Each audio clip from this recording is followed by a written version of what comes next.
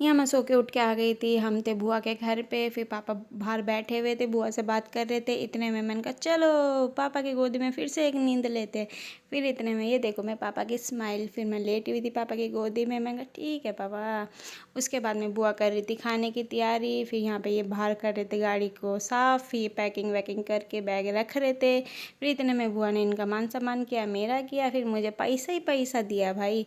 फिर ये देखो भाई बहन कैसे आराम से भाई बहन प्यार कर रहे हैं। फिर यहाँ बुआ पापा को समझा रही थी, पापा बुआ को समझा रहे थे। फिर यहाँ पे बुआ देखो हमें बाय करने आई। बुआ हमारी रहती है अकेली, इनके पास कोई नहीं है। फिर इसलिए बुआ की आंखों में आंसू थे। फिर हम चल पड़े वीर हनुमान जी के, जो कि यहाँ पे ऊपर पहाड़ों में था। यहाँ पे चढ़नी थी 850 सीढ़ी, और ऊपर हो रही थी बहुत ज़्यादा धूप, नीचे भी। और फिर इनको मैं कहा लो तुम तौलिया ओढ़ लो।